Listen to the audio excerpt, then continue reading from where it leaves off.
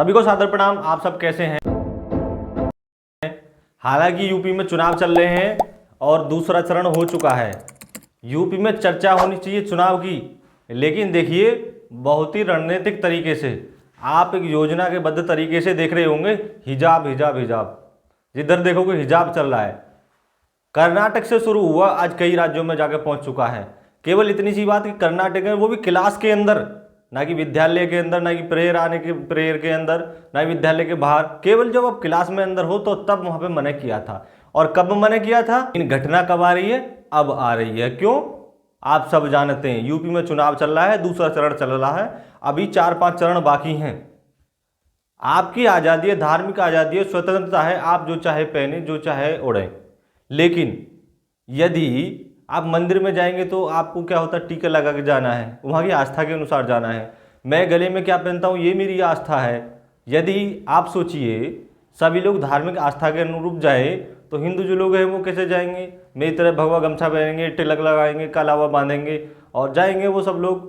उसके बाद ईसाई लोग हैं वो अपना जाएंगे, उसके बाद में बौद्ध लोग हैं वो जाएंगे, उसके बाद में जो जैन लोग हैं वो देखिए किस तरह से जाएंगे, और जो अपने नागा साधु लोग होते हैं उनके जो अनुयायी होते हैं, अगर जो वो कॉलेज जाएं तो कैसे जाएंगे? यानी देखिए एक आप देखिए माहौल कैसा बना दिया। हम वहाँ पे शिक्षा ग्रहण करने जा रहे हैं या अपना कुछ और कार्य करने जा रहे हैं? देखिए जैसे जम्मू कश्मीर में हुआ, पत्थरबाजी हुई, घाटी में हुआ, रातों रात वहाँ पे लोगों को भागना पड़ा। उसके बाद CAA के नाम पे आपने दिल्ली में देखा कितने दिनों दंगा हुआ। लोग समझाते समझाते पागल हो गए, सरकार समझाते समझाते पागल हो गई कि भाई इसको किसी से नुकसान नहीं है, ऐसा नहीं है, वैसा नहीं है। समझाते रहे लेकिन लोगों की समझ में नहीं आया, और देखो कितना बड़ा आंदोलन खड़ा कर दिया। उसके बाद में अब इसका रूप देख लीजिए, दूसरा रूप देख लीजिए हिजाब के रूप में। आप आखिर देखिए हम लोग दिशा में किधर जा रहे हैं। अभी भी डिबेट चल रही है, आप डिबेट में जाकर देखिए, लाइव हर चैनल पर डिबेट चल रही है। कुछ लोग कह रहे हैं कि मेरे धर्म की आज़ादी है, धर्म की स्वतंत्रता है। धर्म की स्वतंत्रता आप सभी को लोगों को थोड़ी है, वो तो सभी लोगों को है। और लोग चाहे वो अपना जैसा पहने कपड़ा पहन के जाएं, चाहे जैसा ओढ़ के जाएं, लेकिन आप ये सोचिए कि आप शिक्षा ग्रहण करने जा रहे हैं या अपने धर्म या मजहब का प्रचार करने जा रहे हैं। यदि हिंदू लोग भी ऐसे जाए तो वो सोचिए क्या शिक्षा ग्रहण करने जाएंगे, दूसरे लोग भी जाए तो वो क्या सोचिए शिक्षा ग्रहण करने जा रहे हैं। तो वहाँ कोई प्रचार का स्थान थोड़ी है ना, वहाँ पर केवल शिक्षा ग्रहण करने का स्थान है। और देखिए हर किसी का अपना एक ड्रेस कोड होता है, अपना एक वेशभूषा होती है। आप जहाँ जाएंगे, अनुशासन में जाएंगे, आप आर्मी में जाएंगे, आर्मी में तो वहाँ का जो अपना ड्रेस कोड है, अपना रूल है, वहाँ के रेगुलेशन है, वो आपको फॉलो करने पड़ेंगे। तभी आपको लगेगा कि हाँ भैया आर्मी से, हम आर्मी के लोगों को क्यों पहचान लेते हैं। यदि मैं ऐसे चला जाऊँ और मैं ऐसे ड्यूटी करूँ कि भाई नहीं मैं तो ऐसे गमछा मार के, या मैं ऐसे कपड़े ओढ़ के, या मैं हिजाब बांध के, या ऐसे करके मैं दाढ़ी रखा के नौकरी करूँगा, तो क्या जो दूसरे लोग आएंगे मुझे पहचान पाएंगे कि मैं कहाँ से हूँ, कैसे हूँ? लेकिन देखिए कि यदि कोई ड्रेस कोड होता है, अपना वेशभूषा होती है, हम दूर से पहचान जाते हैं कि ये हमारे फौजी भाई हैं, ये हमारे देश के रक्षक हैं।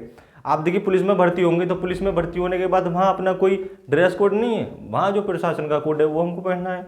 उसके माध्यम से हमको लोग देखते हैं, हम उनको देखते हैं तो हमको आभास होता है कि पता चल जाता है कि देखो ये प्रशासन के लोग हैं, ये पुलिस के लोग हैं। यदि हम किसी विद्यालय में जाते हैं तो विद्यालय क्या होता है? देखिए अपना टाई होता है, बेल्ट होती है, बिल्ला होता है। हम कैसे पहचानते हैं? उनकी ड्रेस से देख के, उनकी वेशभूषा को देख के हम पहचान लेते हैं, उनके अनुशासन को देख के हम पहचान लेते हैं। तो देखिए अपना अपना संस्थाओं का अपना अपना स्थान है। लेकिन हाँ ये देखिए यदि कोई फौजी है, वो ड्यूटी के बाद जा रहा है तो वो अपना पूजा कर सकता है और चाहे तो नमाज पढ़ सकता है, इसमें किसी को पाबंदी क्या है। लेकिन जब तक ड्यूटी में रहेगा तो अनुशासन में रहेगा, कायदे कानून में रहेंगे। वैसे ही पुलिस है, यानी जितने भी, और देखिए अब से पहले नहीं जा रहे क्या स्कूल लोग, लेकिन देखिए अब इसको क्यों उछाला जा रहा है? जितने देखिए चुनाव नज़दीक आ रहा है उतना ही उछाला जा रहा है। आप सब लोग समझदार हैं। देखिए मैं तो इतना ही करूँगा कि आप जिस कार्य के लिए जा रहे हैं, शिक्षा के लिए जा रहे हैं, तो शिक्षा ही एकमात्र हमारा उद्देश्य होना चाहिए। शिक्षा ही एक ऐसा क्षेत्र है जो अंधकार से हम लोगों को प्रकाश की ओर ले जाता है। अब से पहले एक कुछ मैंने बात कही थी, देखिए डॉक्टर APJ अब्दुल कलाम हुए हैं, उनके जैसा ना कोई हुआ है और ना कोई शायद होने वाला है जो हमारा राष्ट्रपति बने थे, राष्ट्रपति रहे थे। उन्होंने अपना गरीबी में जीवन यापन कर करके कैसे वो आगे बढ़े, मिसाइल मैन के नाम से जाने गए। उनके पास कोई ज़्यादा था संपत्ति ना थी, वो बड़े घराने से नहीं थे, बड़े बड़े घरों से, महलों से उनका कोई संबंध नहीं था। एक छोटे से परिवार में जन्म लिया और बहुत कोई संपत्ति नहीं उनके पास, छोटी मोटी। और जब भी गए भी, जब उनकी डेथ भी हुई अचानक हार्ट अटैक के माध्यम से हुई, तब भी वो शिक्षा के क्षेत्र में अपना बोल रहे थे, शिक्षा के मंदिर में ही थे।